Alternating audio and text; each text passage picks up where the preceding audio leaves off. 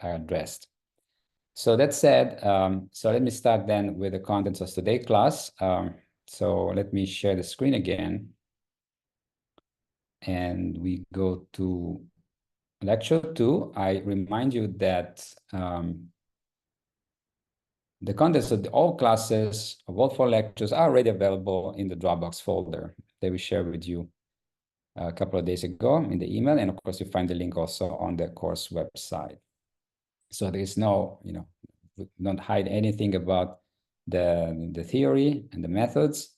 Whereas for the notebooks, instead, we'll be adding them progressively after each hands-on session, so that we give you time to do whatever, to answer whatever questions we're going to ask in each session, and then we're going to post we're going to put then the corresponding Python notebook in that folder. Okay, so today we're going to discuss 2 sections somehow. There is a part about path, which incidentally is also what led to the birth of graph theory almost 300 years ago. And actually I have a video that I'm going to show you about the famous puzzle of the bridges of Königsberg that Euler solved in around 1736. And we also talk about some properties of other properties on networks like assortativity, transitivity. We're going to see, hopefully address also the things like hubs. I'm going to tell you what the hub is. Nodes with high degrees are hubs. Like the airports are hubs, the big ones, Atlanta Airport, New York Airport, Rome, Paris, London, Frankfurt, and so on, Tokyo. But that, of course, the 2 meanings are kind of connected. And we're going to see what the importance that hubs have in the structure and the dynamics of processes running on networks. We also hopefully show you how to derive distributions of centrality measures like degree that qualify a node as a hub, but there are also multiple centrality scores. And we'll introduce another one, which is fairly well known in this business, which is called betweenness. And then hopefully we have some time to address the friendship paradox, which is one of these non-intuitive truths about networks, which appear paradoxical, and that's why it's called paradox, but at the end it's a strict consequence of a specific way to navigate a network. All right, that said, I think we can start. I hope that, by the way, if you don't see any of these things, let me know, because, or you can hear my voice. Still in Italy here, but hopefully, yes. So yeah, please give me feedback in this thing. So this is the menu for this first part. Before we start talking about hubs, we're going to talk about paths and distances, the critical concepts in this field, and when you study graphs in general. And then through the concepts of paths, we'll introduce the concept of the connectedness, which leads to the notion of components of a graph. And then once we define paths, we're going to define shortest path, the path to minimum length between 2 nodes. And the length of those paths is the distance between 2 nodes. We'll start with the application of this concept of distance to the in the context of social networks. That's why I wrote here social distance, and more specifically, we'll present probably the most famous result about social distance, and one of the early results about networks, social networks, the Milgram experiment that led to the result that people are more or less 6 steps away from each other, even in a large social networks, where the 6 is not exactly a true number or like a universal God-given number. It's just a low number, which shows that these systems, and not only social systems, are what we call small world systems, small world graphs. And then we're going to introduce the concept of transitivity, the fact that specifically in the context of social network, we generated this concept. If 2 people are friends to the same individual, there is a chance that they either are already friends to each other or that they will become friends to each other in the future. And if this happens or has happened, then they form a triad. So 3 nodes all connected to each other, they form a triangle. So we'll be counting triangles and introduce a measure that gives you a feeling of how many triangles there are in the network, which is called clustering coefficient. Despite the fact, of course, triangles and triads have been introduced in this business and studied for a long time, clustering coefficient was introduced in the seminal work by Watson-Strokas in 1998. And then finally, we'll discuss the concept of homophily, which again originates mostly from the social sciences and social networks. It says that people tend to go along with individuals who are similar to them. And we discussed then the interplay between selection, social distance, and the social influence. And at the end of the course, we will also play with both concepts at the same time in the context of a co-evolution model of structure and dynamics of networks. But you will understand this better when we get there. All right, so that's the menu, and we start with the concept of path. So what is a path?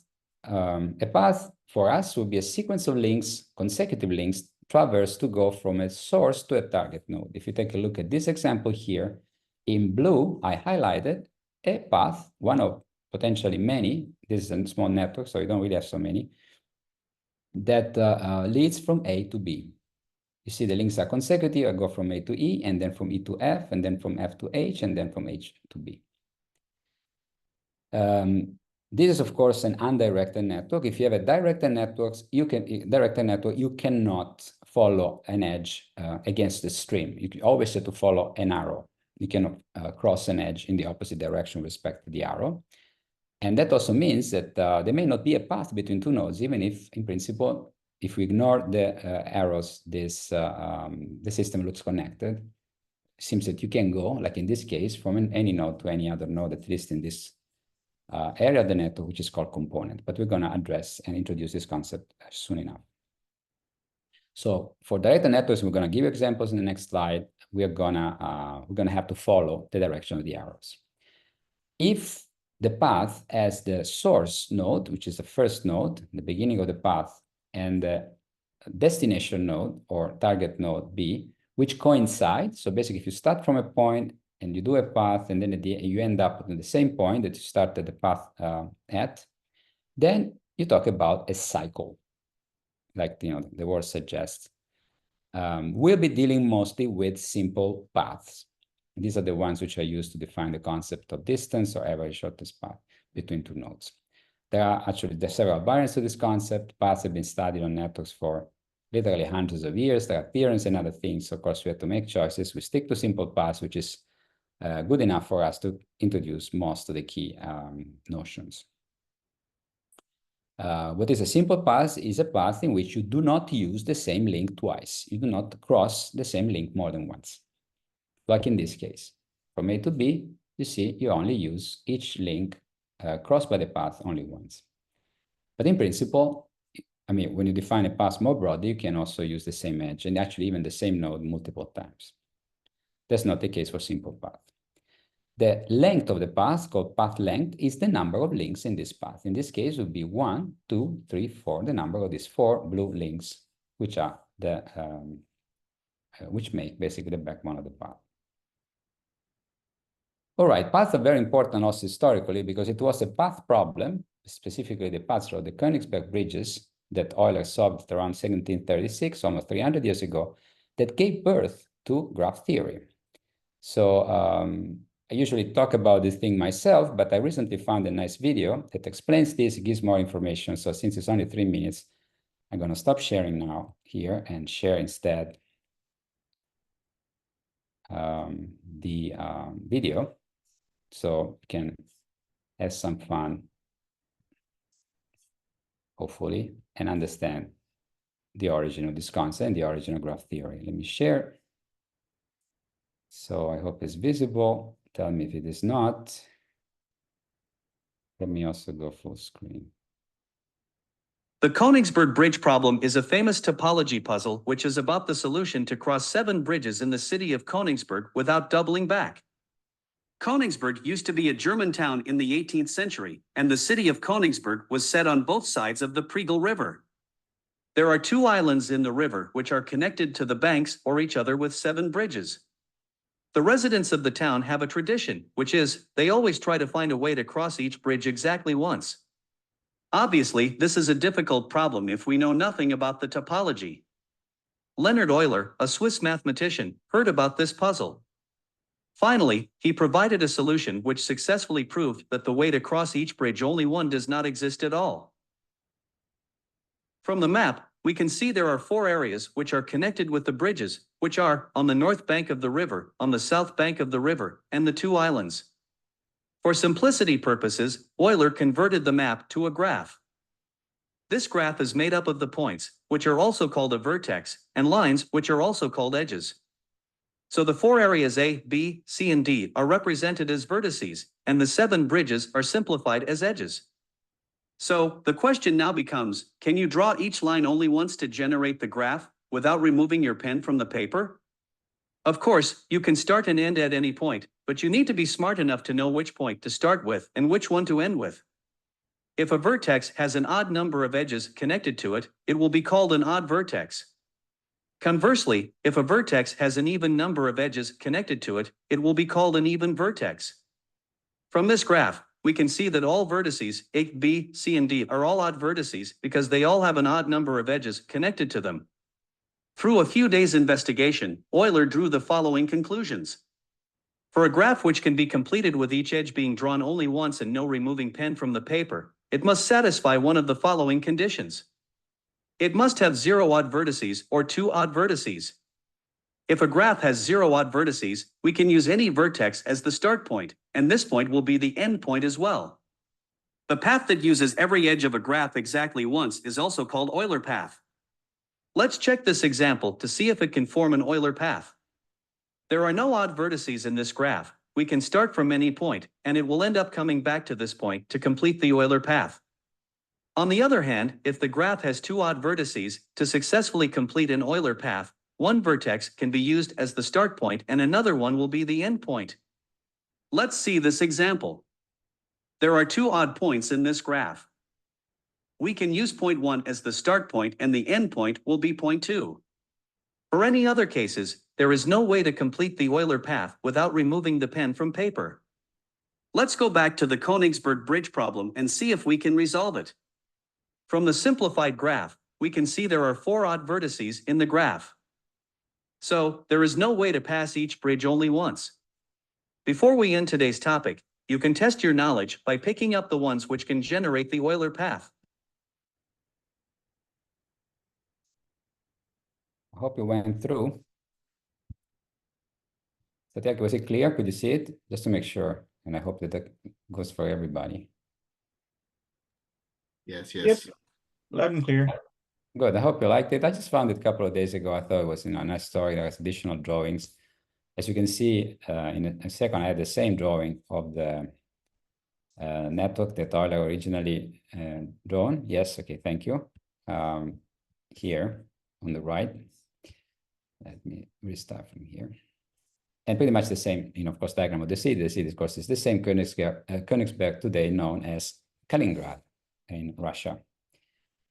So Euler got interested in that and created for the first time, this is the first graph ever produced to solve this problem. And he found that if you don't have either 0 or 2 odd vertices with an odd number of neighbors, basically, with an odd number of lines attached to it, that this problem was not solvable. So this puzzle that has been bugging the citizens of this city for a long time was actually not solvable.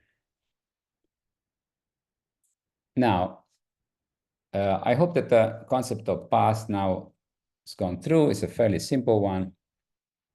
Let's define a shortest path between 2 nodes. It's a path of minimum length, and there may be more than one. In this case, for instance, we have the same diagram that you see yesterday with undirected, directed, unweighted, and weighted, because this can change the answer. So if you go from A to B here, using a path of minimum length, we'll have to go pretty much through the path that we've seen before. You can easily see that if you try to go, for instance, through D here, you will make the path longer by one edge, one link. So that will not be a minimum length path. And anything else you try will not succeed. So this is indeed the shortest path connecting A and B. Like I said, it could be multiple one. In this case, there is only one, and the length of this shortest path, which is also the distance between the 2 nodes, is 4. It takes 4 steps at least to go from A to B. That's what that means. Of course, it's very simple in the case of undirected and weighted graph. Let's see how what kind of complications we encounter when we try to extend this notion to directed and weighted graph. Let's consider the case in which we have direction but no weights. You see, I put some arrows here. In fact, I've seen this before. I've been using this example already, maybe using it a few more times. Now I have to follow the arrow if I want to go from A to B.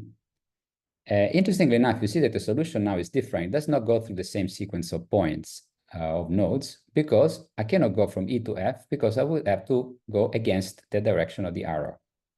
So this is not a viable thing. I can go from F to E, but I cannot go from E to F, as I could do instead, of course, on an undirected graph in which if you don't have the arrows, then you don't have preferential directions of motion. So in this case, I have to go through D, and the distance in this case between A and B would be of 5 steps.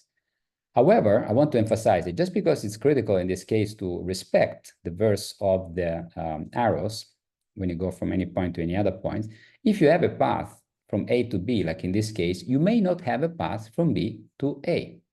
So the path will not be reciprocal. And if you have one, it's probably gonna look different than the one from A to B. In this case, as you see, there is only one arrow pointing to B, so it cannot go from B to any other node. There is no path from B to any other node. So this is one of the critical complications that you encounter when you deal with directed networks, that the concept of paths becomes a little bit shaky. I mean, it's trivially defined, but it can lead to situations in which a lot of paths are simply not there.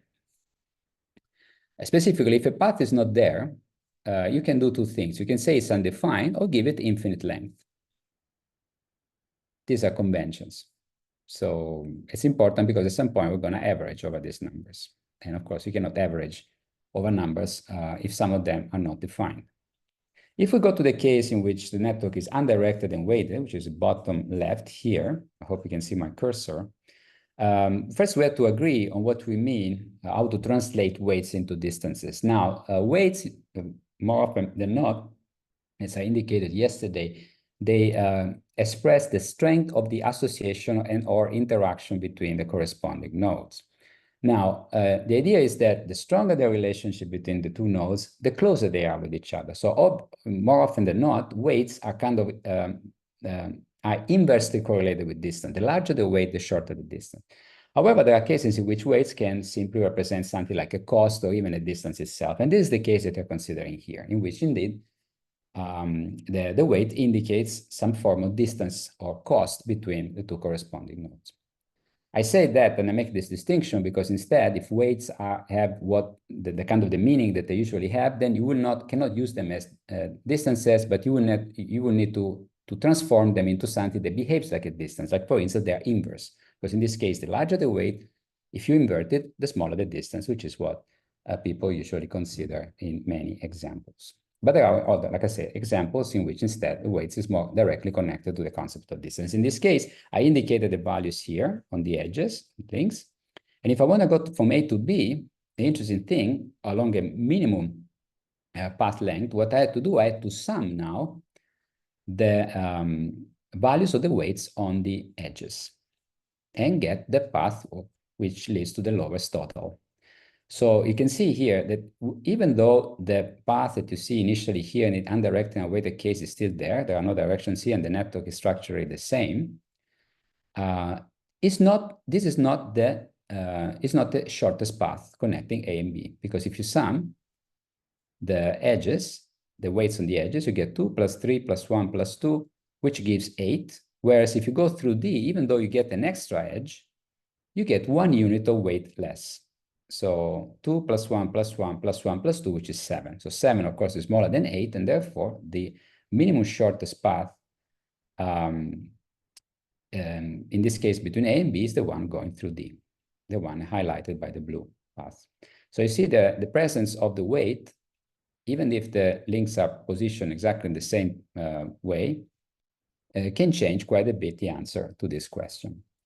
Finally, if you consider the most complicated case of directed and weighted graph, in which you have both weights and edge direction, you have to do the same exercise. So in this case, you can see that this path, which is the same that you had identified before, is also the only path to go from A to B, and therefore is also minimum shortest path, even if you count the weights. So So pay attention, especially. We're going to concentrate most of the course, for obvious reasons of a lack of time, on undirected networks, but whenever possible, I'm going to give you extensions of the concept to directed and weighted networks, because a good part of the literature is about those. And a lot of networks are directed, weighted, and directed and weighted. So you will need to know how to handle them if you encounter one or more in your career or during this course. So once we have computed the shortest path between two nodes, we can define two very useful measures that I'm going to look at in a little bit more depth shortly. The first one is the diameter, which is the longest shortest path length, or the maximum of the shortest path length across all pairs of nodes. It looks like an intricate definition, but what I mean by that is, suppose that I have my network, Lij is the length, so the distance between I and j, so the length of a minimum shortest path, minimum shortest path connecting I and j. And you have then one number for each pair of nodes. Suppose that the network is undirected for now, and you compute the maximum of this set of numbers. So that would be the maximum of the minimum length path. That's why that looks like contradictory, but it's not. It's just the maximum of a set of numbers. So this L max that I indicate here is the diameter of the network. So if you follow path of minimum length, this is the longest distance that you have to go through if you want to go from one node to any other node. Similarly, you can use all these numbers, this bunch of numbers Lij, where I and j, of course, are any two nodes of the network, to define the average path length, which we indicate with the acronym APL, average path length, which is just the average of those numbers. So we take the Lij for all I and j, the maximum is the diameter, the average is the average path length. So of course you sum over all these numbers and you divide by the number of terms in this summand. The number of terms is how many pairs of nodes, different pairs of nodes, we have, in this case in an undirected network, which is n choose 2, n times n minus 1 divided by 2, which is spelled out in this equivalent expression here. So just, compute the average. On a directed network, we know that there are twice as many pairs because you can go from I to j and you can go from j to I. And these are different, generally different paths. Is there a question? For undirected, formula should be divided by 2, right? Why? Uh, Okay, because you're doing, I'm doing overcounting, right? Yeah, I mean, the way I'm writing it, yes. I mean, again, so this is kind of a question a mathematician can ask. This is the sum of all unordered pairs of nodes. So I and ji are the same because the network is undirected. And if you consider only, even though, of course, I didn't write it here because it would be kind of long, but that's what is meant by this formula. And that's why you're only dividing by the number of unordered pairs of nodes, in which 1, 3, and 3, 1 is the same object, and it's counted only once. So good call, yeah. That's why thanks. we have n divided by 2. But for instance, when you have a directed network instead, you have all the pairs because I and j and ji are generally different. It leads to generally different path, and therefore you have twice as many pairs. And that's why you see the 2 that you have here has disappeared. Disappears somehow. You have to multiply the denominator by 2, and therefore you simplify here and you lose the 2 in the first expression. A problem is that, like I said, in the case of actually in both cases, both undirected and directed, in the directed case is much more frequent, you may not have some path between some nodes, some pairs of nodes. So what do you do? How can you compute the maximum or the average of a bunch of numbers if some of these numbers are not defined? You can do a couple of things. One of the things is you can measure these two numbers on the largest connected component of the graph that I'm going to introduce in a second.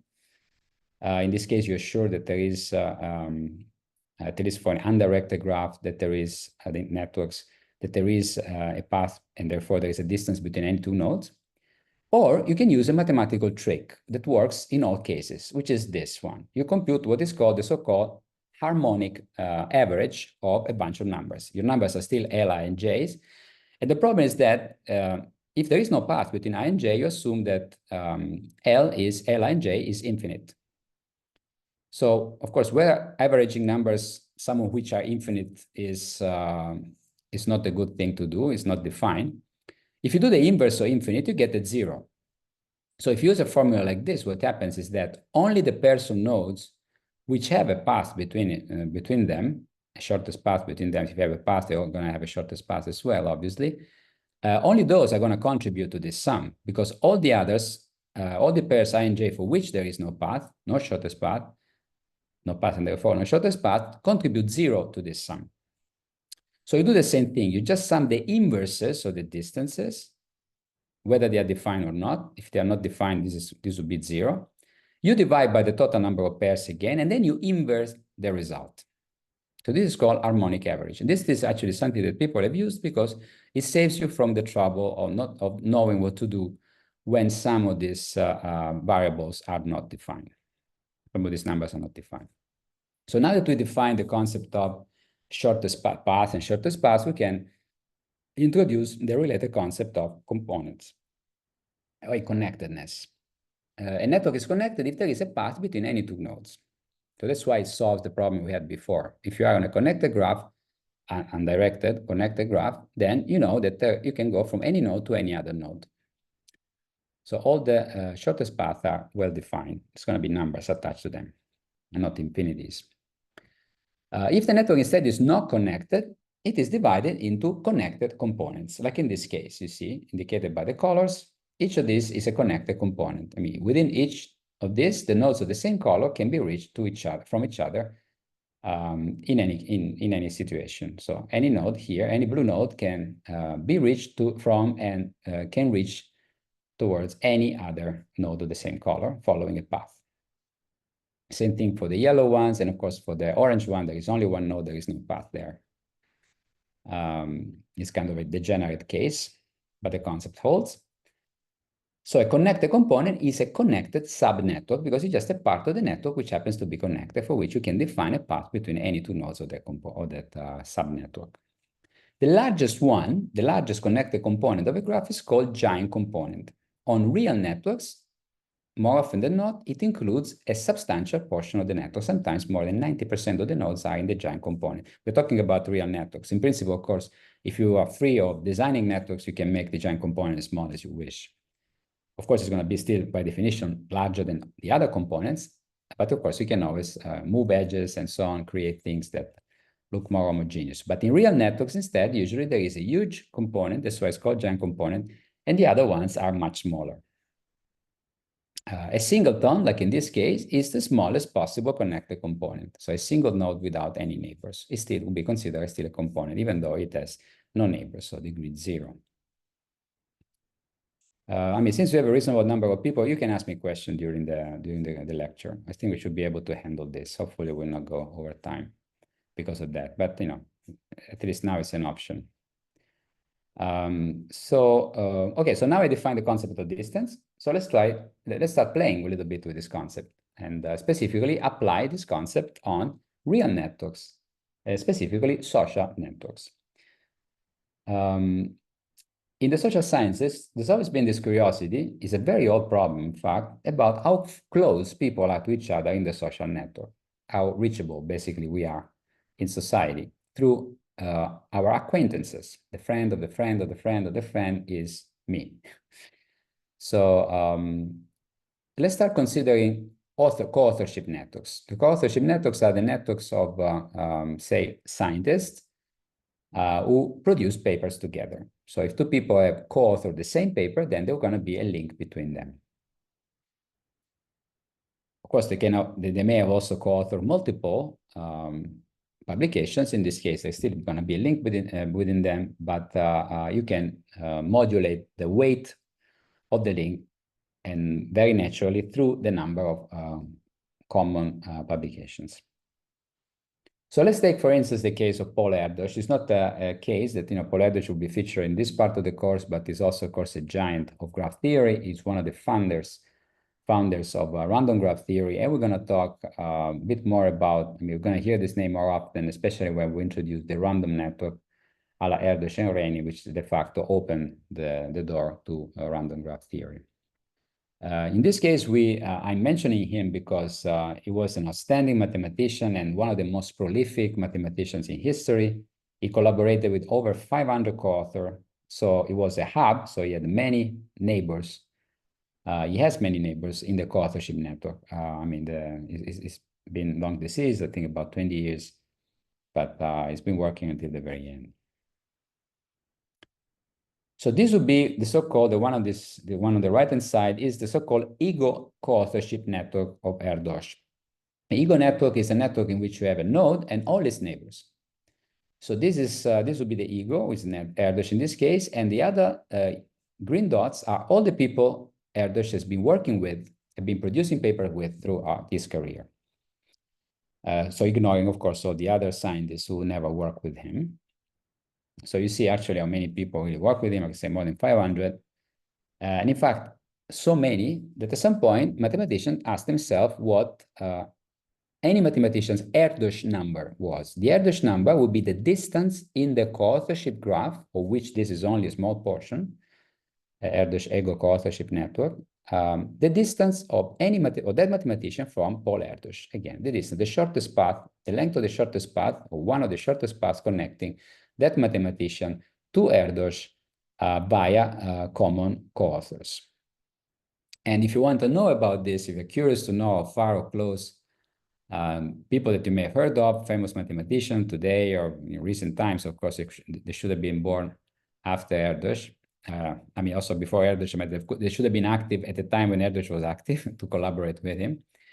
But in principle, you know, if you can go through generations, I mean, these are the people, of course, who are directly connected to Erdős, but of course, even people who have, are working now that Erdős is dead, of course, they had supervisors who are older, who may have had the chance to work with Erdős, or whose supervisor or contacts had also the chance to work with Erdős.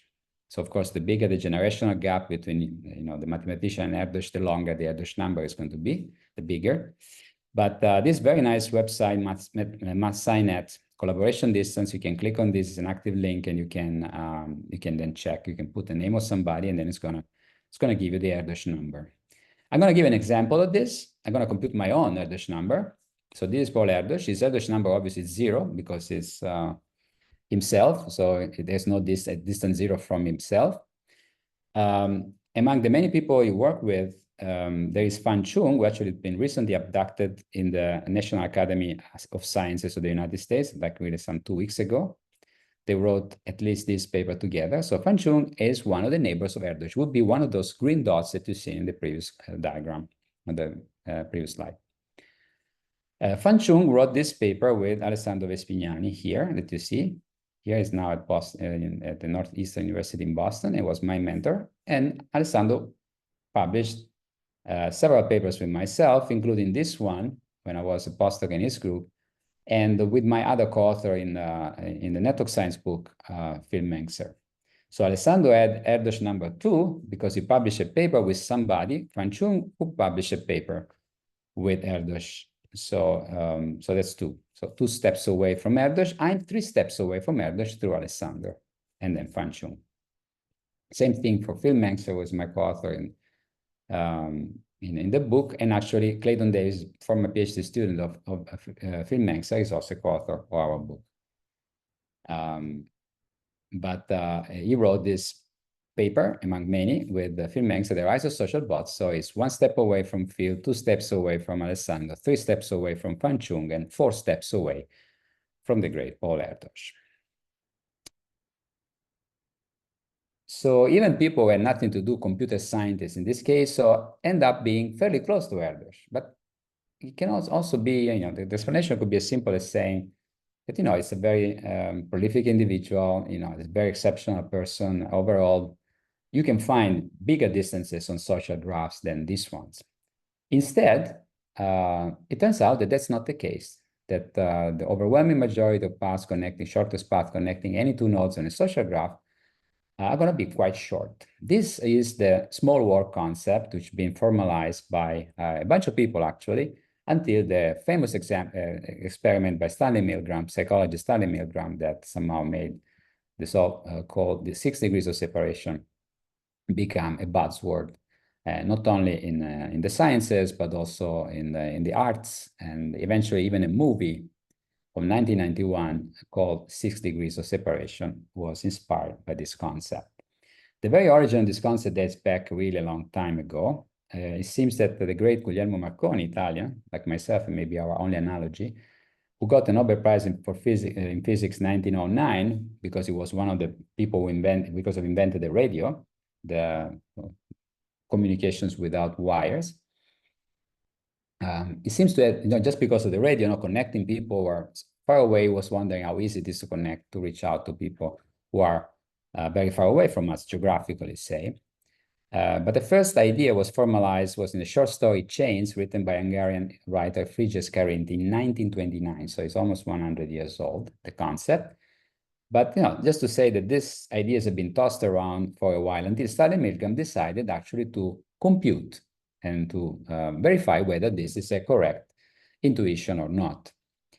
Correct, how long these paths actually are. So now everything looks obvious now that we know the answer, but at that time, in fact, there was no clue how easy it was to reach to anybody from anybody. So in 1976, he proposed a famous experiment and performed that, which took a while then until it was over and until the results were finally published. And the goal of this experiment was to measure the social distance between any two people in the US. Very ambitious thing, considering there were no computers, there was no internet, no AI, and therefore, it wasn't so easy to convince us enough people to participate in this experiment. So this is how it worked. He selected two target persons in Massachusetts, the wife of a student in Sharon and a stockbroker in Boston. And he sent 160 letters to people living kind of very far away, in the popular perception, from Boston. So Nebraska and Kansas. So Omaha, Nebraska, and Wichita, Kansas. He sent this package, and some of these people then receive this package and say, okay, congratulations, you're part of this experiment. If you know these people, like either the wife or student in Sharon or the stockbroker in Boston, you can send this package directly to them if you know them on a first name basis. If you don't know them, you can forward all the package to somebody who you think has higher chances than you do to know those people directly on a first name basis. So this is an example of one of the letters who successfully arrived to destination. Only 26% of them, 42 letters, made it back. So starting from Omaha was the beginning of the chain, then going to Santa Fe, New Mexico, and then to New Orleans, Louisiana, and then to Eugene, Oregon. And this person in Eugene, Oregon, happened to know the target person in Boston. And then it could forward directly the letter. So it's pretty remarkable, crossing basically the United States, and almost counterintuitively going from Louisiana, which is much closer to Boston, back to Oregon, which is on the West Coast, and then finally to Boston. But it's remarkable. It took only 4 steps in this case to close this chain. By computing, actually plotting the histogram of the length of the chains which were successfully completed, so for those letters who eventually arrived to Boston, Milgram found that the average of these paths was about 6.5. And in fact, actually the highest bar of the histogram was around 6. So this is where the 6 degrees of separation came from.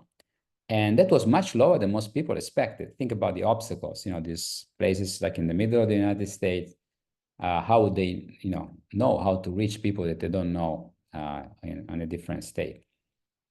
Random people, really. So this was the famous Milgram experiment. And that's what led to the concept of 6 degrees of separation. Doesn't have to be 6, it has to be short. But what does short path means? When can we call a path short? Of course, it's a relative term. Big and small are always relative concepts. It depends on the size of the network.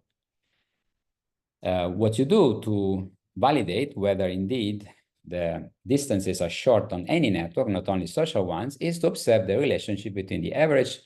Oh yeah, there is somebody asking me something. Hassan, please, yes, please ask your question. Yes, hello. Yeah, I've got a confusion about short path, especially the one with the in the weighted diagrams. Okay. Um, because when All we have right. a weighted diagrams, something that comes to my mind is that when two nodes are like have a stronger connection, yes, this one, like when we want to go from with the undirected weighted diagram, when we want to go from A to B, for example, Yes. to me, the path from E to F is somehow shorter because it's stronger. Like there is Yeah, a exactly. stronger And connection. I don't know when you join the class, but I mean I made clear that like you said, in many cases the weights is the signals the strength of the association, so it is anti-correlated to distance. But I said that in this example instead it is correlated to distance because it can be, I don't know, just how long it takes to go from E to F, so say on a highway, or how much electricity you have to spend to do a certain thing.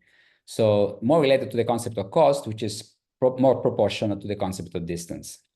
So in Okay, principle, okay, actually, if you consider the most standard scenario, which is the one that you said, I should somehow, and it's an easy thing to do, I should have inverted this number, right? So that I can somehow turn these values into something which behaves like a distance. But I said that in weighted networks, weights may also represent distance in some cases, right? And let's assume that weights are distances.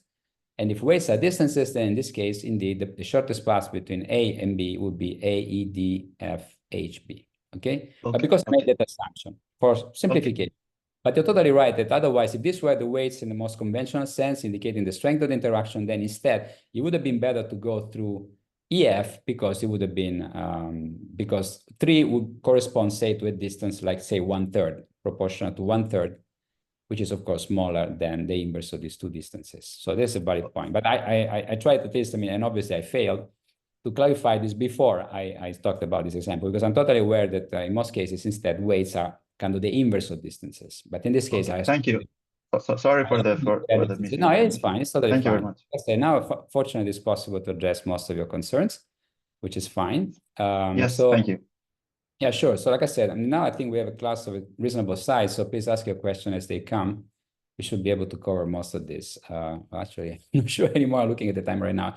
Okay, so what does it mean short then? And the way that you do it, you observe how the average path length and the network size are related if you consider system growing in size, which could be also parts of the same network, sub-networks.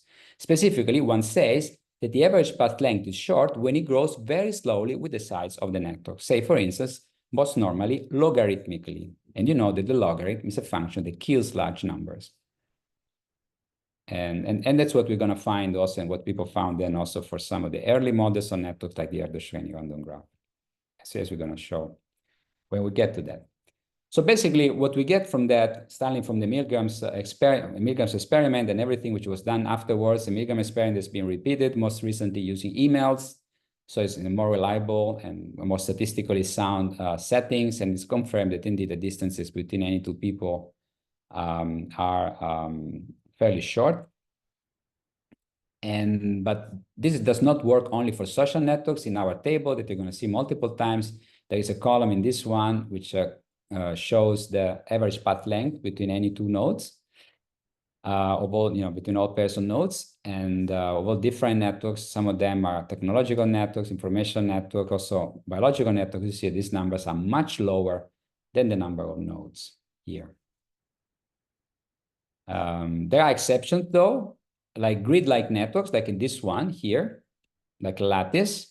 If you want to go from one blue node and to the other blue node, you have basically to cross both dimensions here. If you have, in this case, say seven nodes per side, so you have 49 nodes in total.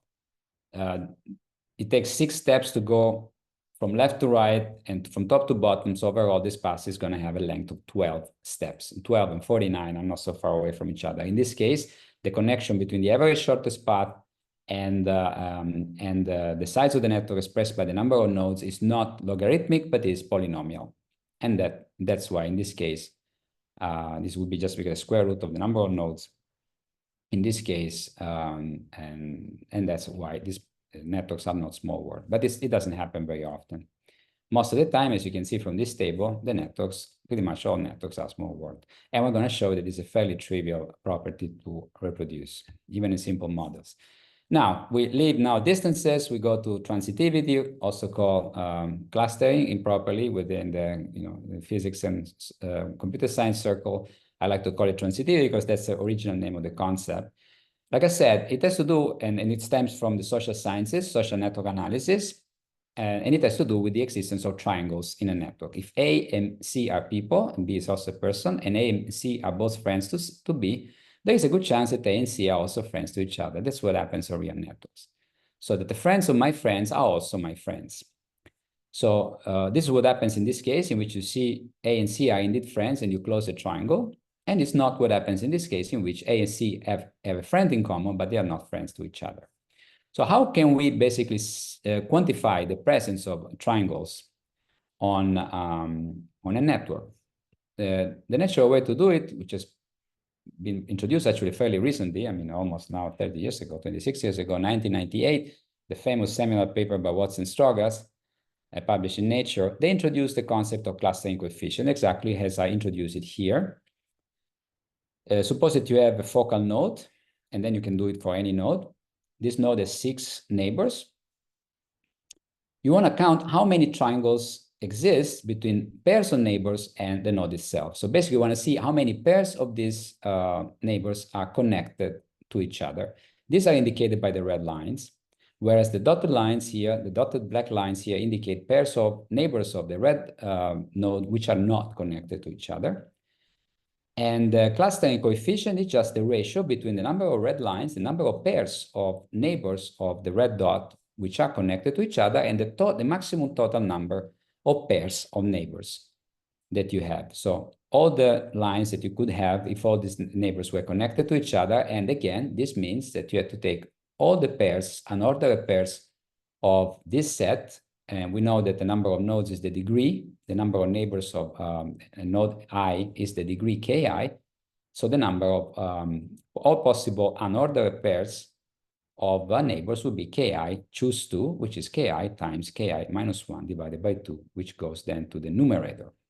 So tau I is the number of triangles involving I. As you see here, each red line is closing a triangle, like in this case, or in this case, or in this case. So it would be 4 in this case divided by ki choose 2, which in this case being 6 is going to be 15. So 6 choose 2 is 6, it's 15. Now, there's something you need to know. By definition, since we're talking about triangle, in order to form a triangle, a node needs to have, at least 2 neighbors. So this measure is not defined if the node has 1 or no neighbors. It just so happens that instead network X assigns a clustering coefficient equal to 0 in those 2 cases. And Satyaki is going to come back to that on Friday when he's going to discuss the contents of this class in his Python network X hands-on session. So we're going to get back to that. But technically what network X does is not correct, because in those cases, this concept is not defined. So let's see some examples here, clustering coefficient exercises. And I'm going to compute it for 4 quickly, for 4 different nodes. If I want to know what is the clustering coefficient of A has only 2 neighbors, G and F. We happen to be connected to each other. So the number of connected pairs is 1. The number of all possible pairs is still 1 because I only have 2 neighbors. So in this case, the clustering coefficient is equal to 1.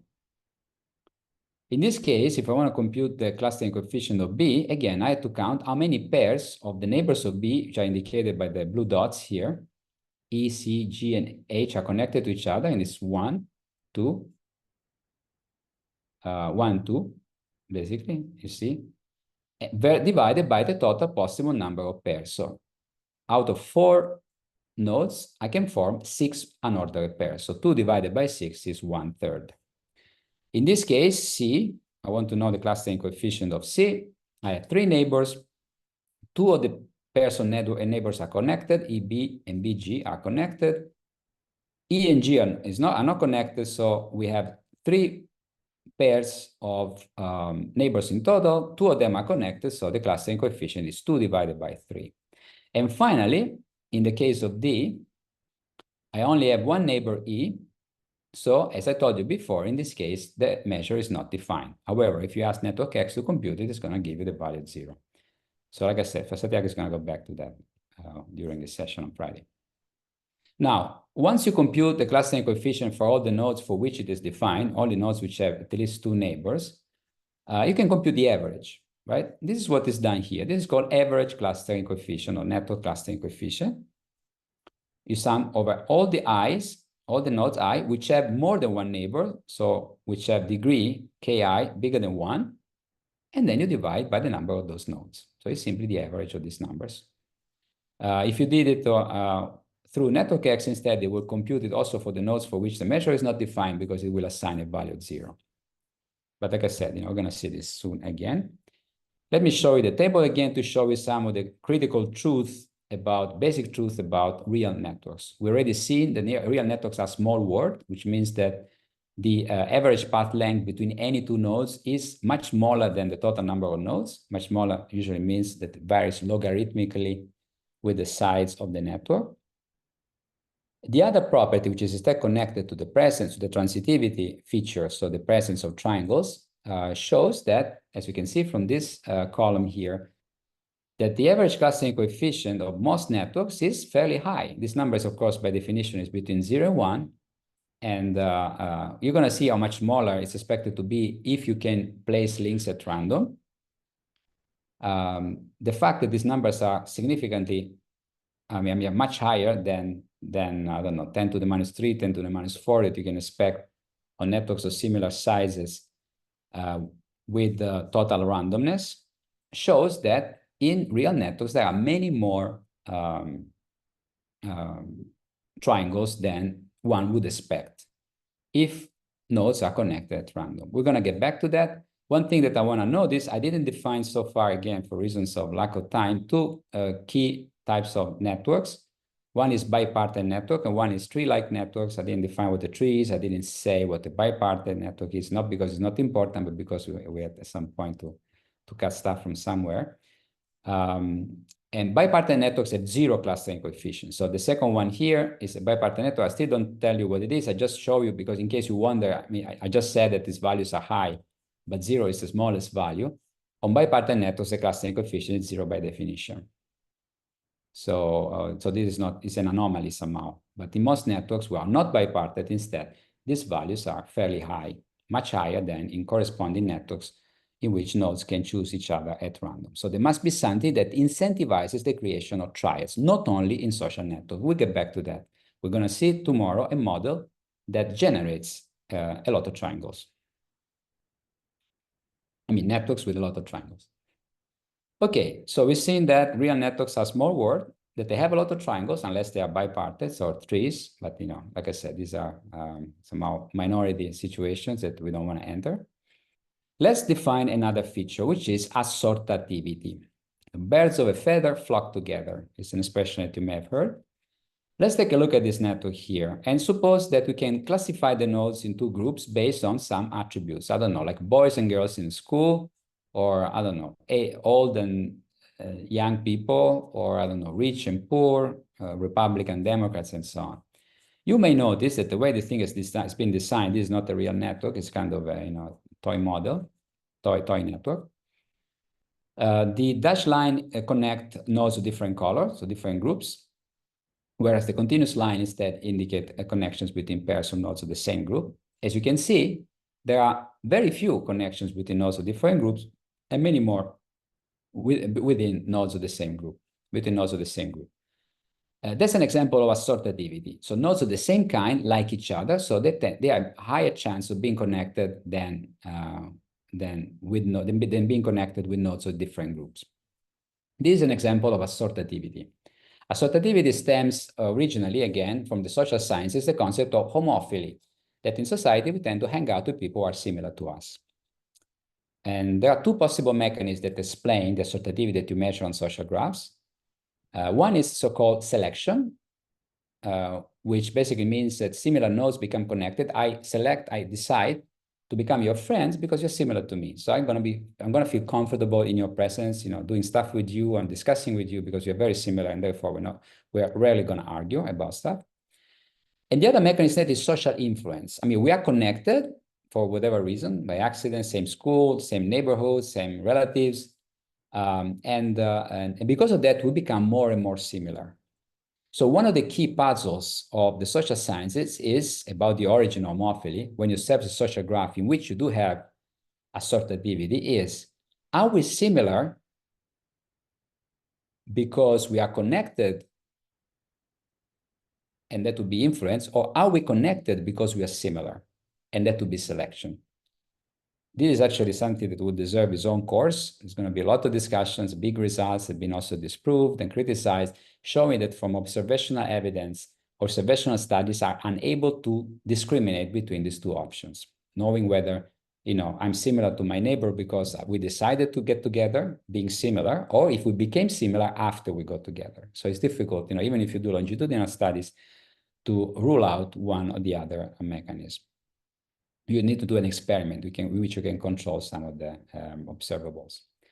And of course, it can also be a bad thing. For instance, the echo chambers that I showed you before with the Twitter example, with the red dots and the blue dots mostly interacting with each other, is an example of also called groupthink, or it's an example of assortativity, in which discussion happens only within circles, and the circles reinforce each other's beliefs, and they become even more closed within each other and less open to debates and discussions with people who have different sets of values or beliefs. So assortativity can happen with respect to any attribute of the nodes, like I said, age or gender or political leaning or wealth. But it can also happen with respect to structural properties of the nodes, like for instance, degree. So if I want to check whether nodes with high degree are connected preferentially to other nodes with high degree, like, the rich go along, or usually get together with the richer, in the clubs and so on, exclusive things, red carpet events.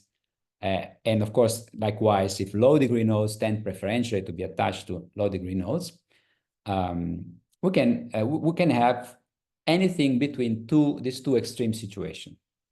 This is called degree correlation. If I have an assortative network, assortative networks usually have a core periphery structure. There is a core that you see here in which high degree nodes are connected to each other and weakly connected to the other ones. We have degree which is low. And the low degree nodes are rarely connected to are actually also connected to each other, mostly. In this case, of course, you have that, the rich go with the rich and the poor go with the poor. So this would be an example of assortativity by degree, where in this case, my concept of wealth is represented by the number of connections that you have. So it's a structural property of the network. Otherwise, if you have a disassortative network, then it is more likely for a high degree node to be connected to low degree nodes. And this happens usually when you have a structure like this, in which you have star-like substructures, in which you have then, a node in the middle, which is a hub and is connected to a bunch of low degree nodes. There is a way to show where you stand, where your network stands between these two extremes. If it has core periphery structure or a hub and spoke, the star-like structure that you see, or something in between, which is by computing the degree correlation quantitatively, which can be done in at least two different ways.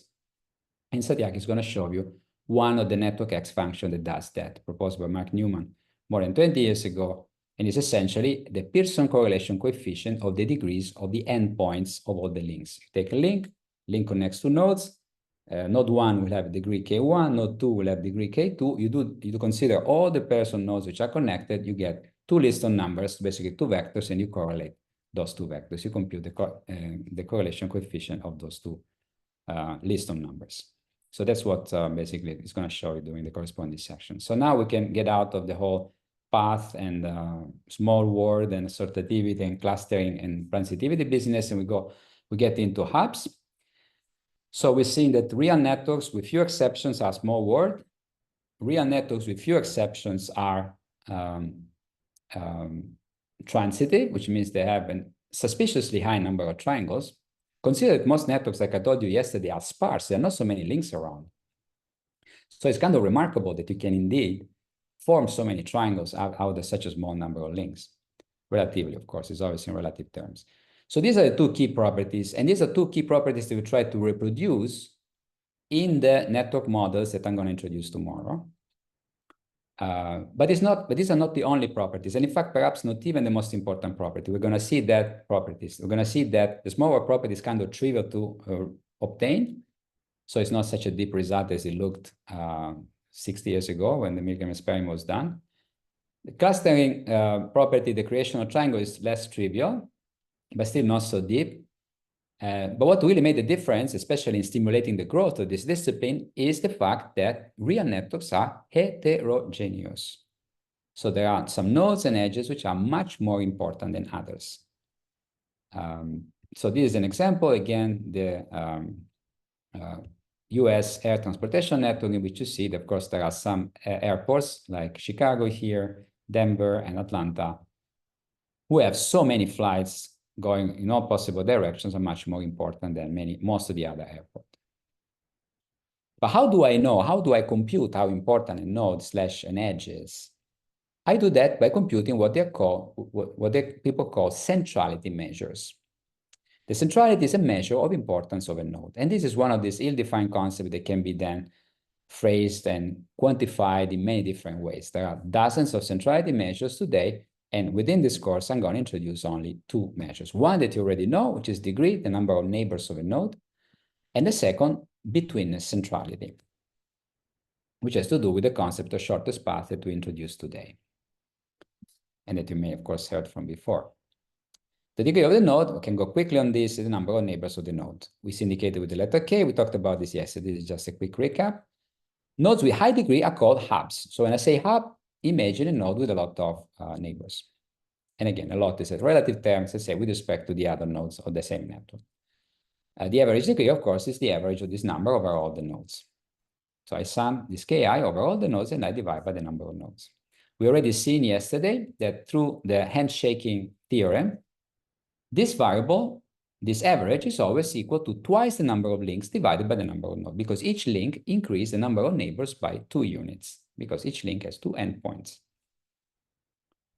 Okay, so that's easy. We already seen it. I just wanted to restate it here because we're starting something new, which is this concept of centrality. So we're going to see now interpret degree as a centrality measure, as a measure of importance. The other one that I want to introduce, which is fairly different from the one that I just reintroduced, which is the degree measure, although it's correlated to it in most cases, is the concept of betweenness. Betweenness was introduced in the late 70s, so it's in the meantime almost half a century old.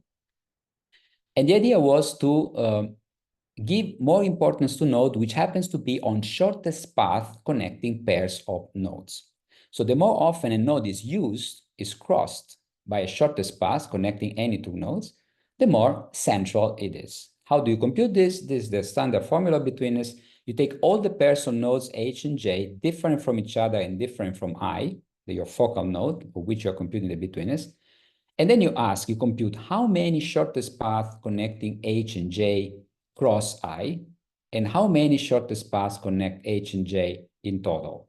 The ratio gives you the contribution to betweenness of the pair H and I. And then you sum all the contributions for all the pairs and you obtain your score.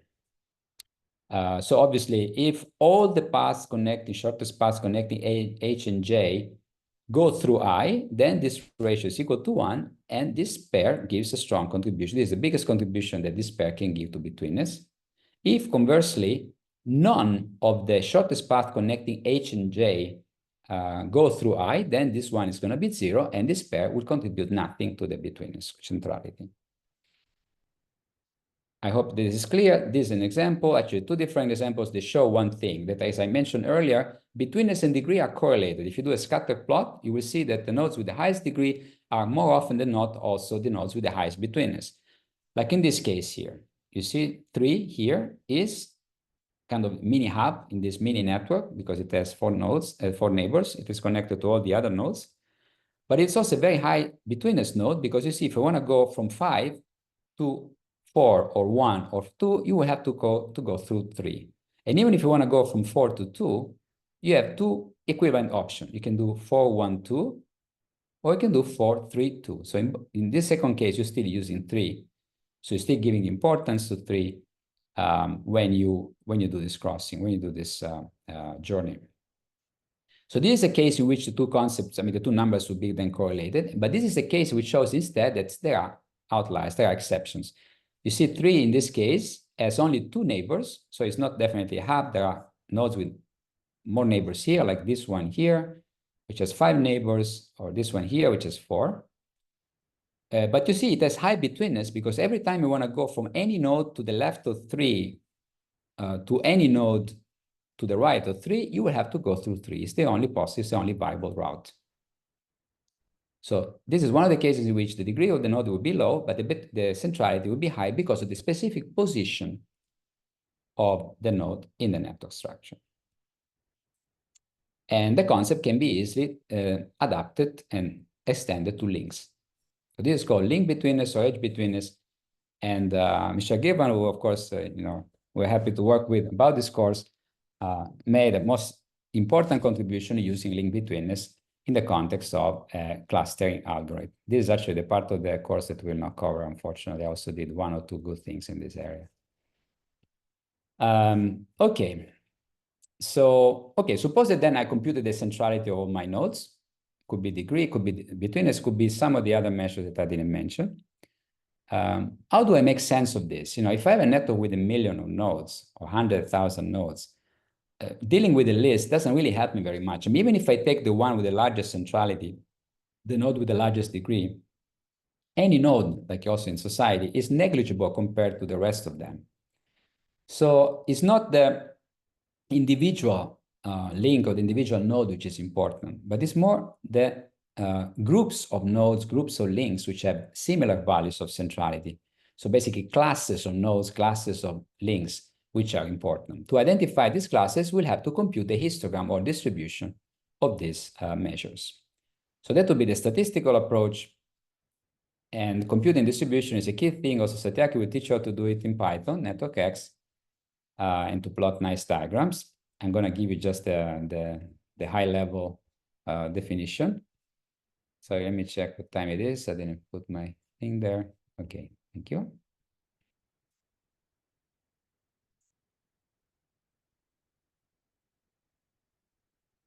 So suppose that we have this network here. I can easily compute, for instance, the degree of all the nodes and then derive a histogram like this that show where each bar shows, if I look at the left y-axis here, how many nodes have that degree. So if I look at this, you see count nk tells me how many nodes have degree k. So that means that if I look at the height of this bar, that there are 5 nodes with 2 neighbors, 1 node with 3 neighbors, which is this one. It's the only one if you look at this diagram, which has only 3 neighbors. And 4 nodes with 4 neighbors and only 1 node with 5 neighbors, which is this one actually. I can also compute the frequency in which I basically divide these bars here by the total number of nodes, which tells you basically what is the percentage of nodes which have degree 2, degree 3, degree 4, and so on. And the values are indicated on the right vertical axis here. But the relative size of the bars is going to be the same because I'm just dividing everything by a constant, the constant being n, the number of nodes. This is called the frequency. Now, in the limit in which I have infinite nodes, then frequencies become probabilities. And Fk becomes the probability Pk or having degree k. Basically, if I select at random a node, what is the probability that that node has k neighbors? Now, if the variable is not integer, like for instance, the betweenness, as you see in the word these ratios are usually not integers, so the total is not integer. So how do I compute the distribution in that case? What you do, instead of having discrete values like degree 2, 3, 4, and until the maximum degree, you're going to divide the range of values of the scores for all the nodes of the network or the edges, because centrality measures can be defined for edges too, and betweenness is one of these examples. You can divide them into intervals, usually equal size, and counting how many values of the distribution fall in each interval. So that will give you something similar to this, Whereas in this case, you have an interval, which means then the height of the bar is going to tell you how many nodes have a value of, say, between this minimum and this maximum, between these two extremes. Another very important concept that, is the fact that because of the heterogeneity, as we're going to see in a moment, if you just compute the so-called direct distribution like this, you're going to see a lot of noise because there are going to be a lot of intervals in which you don't have enough statistics for the, to populate that bin. And then you're going to have a lot of empty bins. If you want to avoid that, one trick that we use, and we use it all the time, is to compute the so-called cumulative distribution, Px. This is the probability that the variable takes values larger than x as a function of x. So specifically, if I compute the cumulative distribution, say P3 of degree for a network, I'm asking what is the percentage of nodes which have degree 3 or more. So basically, I'm making some sort of summation of the bars of the histogram that you've seen before to the right of the reference value. And that's precisely what is expressed by this. If I want to know what is the cumulative distribution for the value x, I sum the frequency, which, like I said, in the case of infinite nodes, becomes the probability of having that value of degree, a value degree v for all the v bigger or equal to x. Basically, you sum the height of those bars to the right of your reference value x, and then you plot the result as a function of x. So that's the first thing. Using cumulative distribution reduces noise, avoids all these bins without any value, any node, having values within that bin. The other thing is that, again, heterogeneity means that we may deal, and we will deal, and that's one of the critical things, one of the reasons behind the explosion of network science in the last 3 decades, that there may be a big gap between the minimum value of the centrality measure and the maximum value of the centrality measure, right? The node with minimum degree and the nodes with maximum degree. So what happens if there is a factor 100,000, 1 million between the largest and the smallest value of the measure, the centrality measure? What you do to plot then distribution, which are easy to read, to interpret, and to play with, therefore to analyze, you use the logarithmic scale. So on the x and the y-axis, instead of reporting the actual value of, on the x-axis, the centrality measure, and the y-axis, the probability, frequency, you plot their logarithm. So if you have 10, say degree 10, on the x-axis, you can take the logarithm in base 10 and report 1. If you have 1,000, the logarithm in base 10 of 1,000 is 3, or 1 million is 6. So in these examples here, on the x-axis, I report indeed 10 to the 0, which is 1, 10, 100, 1,000, 10,000. But what I'm actually reporting on the x-axis here are the logarithm of these values. And the same thing for the probability. This is a cumulative probability for 2 networks that you already seen. The network of retweets between people discussing about, posting stuff about the congressional midterm elections of 2010 in the US, and the Wikipedia, and the section of Wikipedia about mathematics. I showed you pictures of both networks yesterday. So this is the in-degree distribution because both networks are directed. So, there is a difference between the number of incoming links to a node, the number of outgoing. The number of incoming links is the in-degree. And as you can see here, now with the logarithmic scale, I can see that this, first of all, these curves are fairly smooth. Of course, they're not very regular. See, there are some jumping a little bit, especially at the tail where the statistic is low. There is more noise. But I can tell that there is a big gap between the minimum value of the variable, which is 1, and the maximum value, which for Twitter is 200, and for Wikipedia is almost 5,000. And if you take even larger networks, you're going to see that this distribution span even broader intervals of the variable. So, so of course, we can plot the distribution. You can see that there is this big gap that I mentioned, but how can I quantify how heterogeneous the distribution, the degree distribution specifically is? Luckily, people have thought about this and they come up with a useful measure, which is called the heterogeneity parameter kappa, which is defined as follows. It's this ratio here. where the denominator is the square of the average degree that we already discussed. The average degree is twice the number of links divided by the number of nodes, whereas the numerator is the average value of the square degree. So you see, for each node, I compute the square of the degree, and then I average over all the nodes. Now, why is this a good measure of heterogeneity? Suppose that the measure is not, that the distribution is not heterogeneous at all. It's very homogeneous, and pretty much all the nodes have the same degree K0. In this case, the average K is also going to be K0, right? If pretty much everybody has degree K0, the average is going to be K0.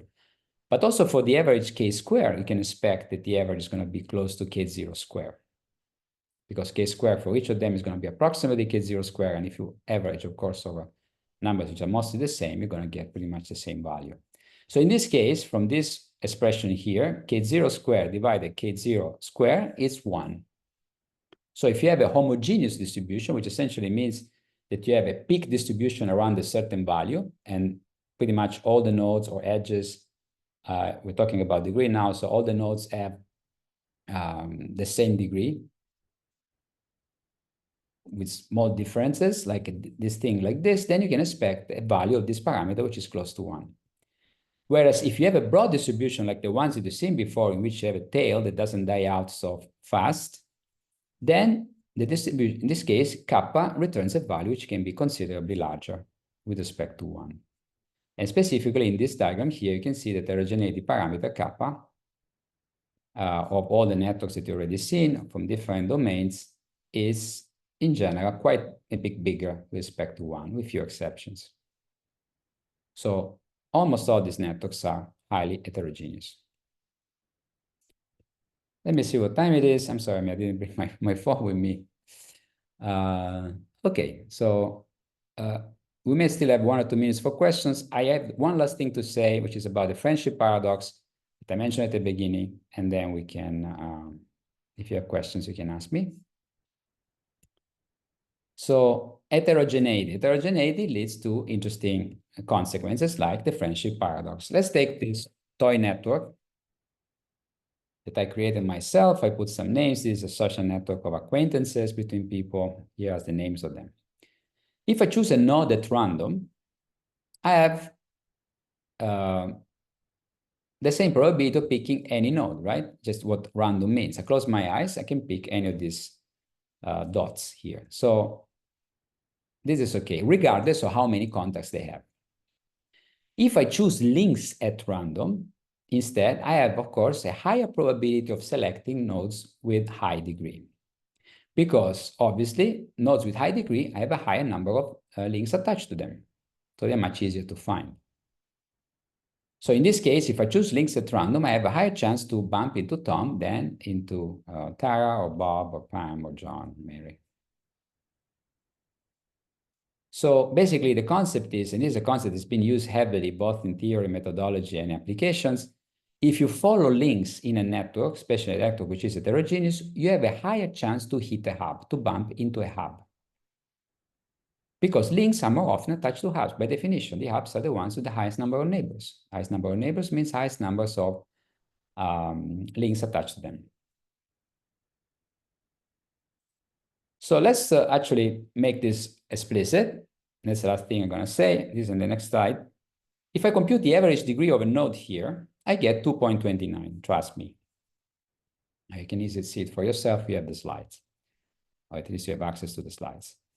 If I compute instead the average degree of the neighbors of a node here, so I don't know, for Nancy, I compute the average degree of Mary, Tom, and Bob. For Tara, the degree of Bob. For Pam, the average degree between John and Tom, and so on. If I do that in these examples, I find that the average degree of the neighbors of a node is 2.83, which is actually bigger than 2.29. Now, this property, which may look coincidental and maybe even system specific, instead is a general property of any network. In any network, the average degree of the neighbors of a node is at least as large as the degree, at the average degree of the node.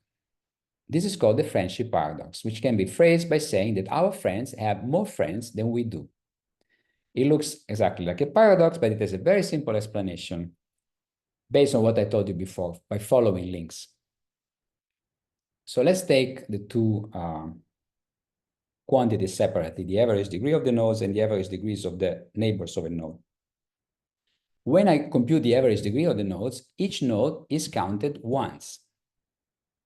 So because I pick the first node, the second node, and so on, I sum the degrees and then I divide by the number of nodes. So in this case, each node is featured only once in the sum, no matter how big or how small, how low their degree is. But if I average the neighbors of a node, then some of the hubs would be overrepresented because each hub will be, for instance, if you test degree k neighbors, will appear in the average of k different neighbors, of those k neighbors. So it's called a sampling problem, in which in this case you overrepresent in your calculations the nodes with higher degree. And that's why the result turns out to be larger on average, unless all the nodes have the same degree, which can happen. This is what we call regular graphs. So the more hubs, the stronger the effect. So you have to accept that your friends have more friends than you on average. And that's the last thing I want to leave you with.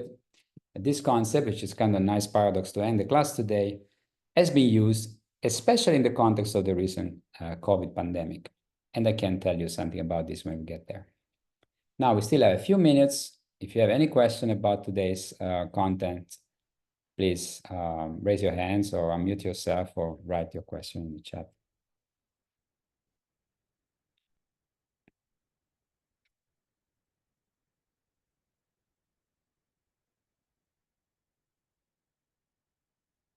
Can we derive modularity from clustering? Yes, and actually we proved that. I didn't say what modularity is. I'm not going to talk about modularity, which is painful for me because I spent most of my life talking about this. I had to make painful choices. But the answer is yes. If you want to know more, I can point you to some references. In fact, the random walk model that I'm going to introduce tomorrow does exactly that. It creates a high density of triangles, and implicitly then it generates community structure. Anything else? You're welcome, Raj. Yeah, so the previous question was already asked before. The use of logs is entirely clear to me. Could you briefly recap this? Okay, yes, maybe I was a bit fast. Thank you for your question. So let's go back there. Precisely, tell me what you don't understand right now. What's not useful? I mean, why we use them?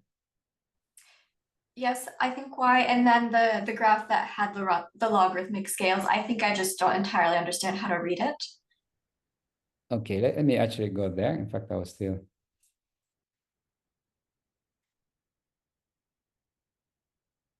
So, I'm sorry, I wasn't sharing, so probably not seeing anything. Here, actually, I don't need to do full screen. This one, right? We use a lot the log scale on both the X and the Y axis. Among the other things, the log scale allows us to recognize sometimes what type of distribution we are looking at. For instance, if on the log-log scale, the distribution looks approximately like a straight line, like in a sense, for instance, like almost like the blue line, that means that the distribution is a power law. And otherwise, if you use the log scale on the x-axis or only on the y-axis, and you see certain shapes, usually linear diagrams or parabolic diagrams, then you can infer things like Gaussian, log normal, exponential, and like I said, power law. So this is one of the reasons why we use them to recognize distribution. But the real reason is the fact that if you plotted this, I mean, if you use linear scale for this, right? Then you would have, I don't know, like 10, 20, 40, I don't know, 10, 20, 30, and so on. Overall, I don't know, like 100, 200, 300, and so on. You're gonna have a lot of stuff in the beginning of the distribution, which would be basically here, which is basically gonna cover most of the diagram. And you're gonna have a lot of empty bins, like for instance, I don't know, 1,100, 1,200. There may be no nodes which have degree in that range. A lot of bins as you progress to the right without nodes, so empty, and much more, and overall then much more fluctuations at the end. In this case, what happens is that as you move towards the right, the size of the range is going to increase by a constant factor And that means basically you have a higher chance of finding sufficient statistics within that range to get a meaningful curve. I see that you probably, or somebody, let me see, actually, you added something to that. Thank you. In real one, so can assortativity in a small world occur together? Yes. It seems like degree of assortativity, I mean, the answer is yes. It seems that degree of assortativity may result in lots of small components, as you showed in the core periphery structure. It's not necessary. In fact, and I think also Santiago is going to show connected networks with high assortativity. So yeah, you can have. Then of course, I mean, and besides, what does small world in that case means? I told you, you cannot really compute distances between nodes in different components. And that's why what you normally do, you just focus on the largest component, which is usually much bigger than the other one, and you compute your distances there. And then if you want to compute the average path length, then of course, this is going to be a meaningful number, and you're going to find out it is small. So yeah, so that's the thing. I'm sorry, Randy, I mean, I don't know, is it better now after what I said, or? Yes, thank you. This is something I need to look into myself as well and refresh my memory. Thank you. Yeah, sure, of course. Yeah. So basically, it's a practical reason, right? Like, otherwise, you're going to get a very unbalanced distribution with a good signal at the beginning, and then you know, like a lot of fluctuations at the end. You don't know how to fit it. And whereas in this case, since you know that there is a big gap, so the big gaps then are more effectively rendered by the logarithmic scale. That's why we use this thing all the time. Also, because with additional plastic, it can help us recognize some key distribution like the exponential, like normal, Gaussian, and power law. Thank you. Yeah, thanks to you. Let me see. Is there anything else? Like I said, I mean, it's not now or never.